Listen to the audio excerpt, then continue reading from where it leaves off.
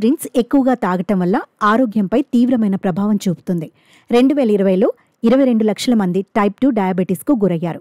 వీటిలో ఉండే అధిక చక్కెర కారణంగా గ్లూకోజ్ స్థాయిలను పెంచి ఇన్సులిన్ ఉత్పత్తిని తగ్గిస్తాయి. ఇది డయాబెటీస్, గుండె జబ్బులకు కారణమవుతుంది. కూల్ డ్రింక్స్ బదులు కొబ్బరి నీళ్లు, పండ్ల రసాల వంటి ఆరోగ్యకరమైన డ్రింక్స్ను తాగటం మంచిది.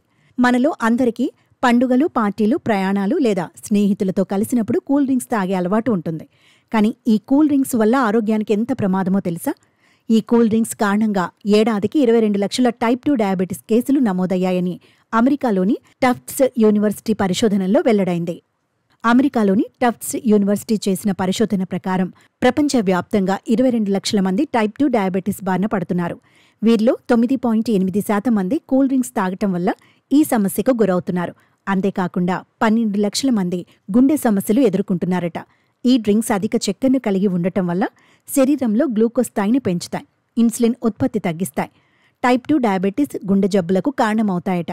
అందరికీ అవసరమైన పరిష్కారం ఒక్కటే ఉందంటున్నారు.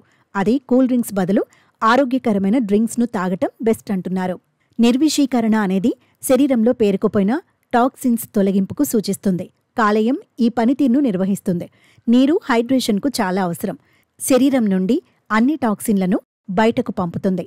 మీరు ఇన్ఫ్యూజ్డ్ లేదా డీటాక్స్ వాటర్ కూడా ఉపయోగించవచ్చు.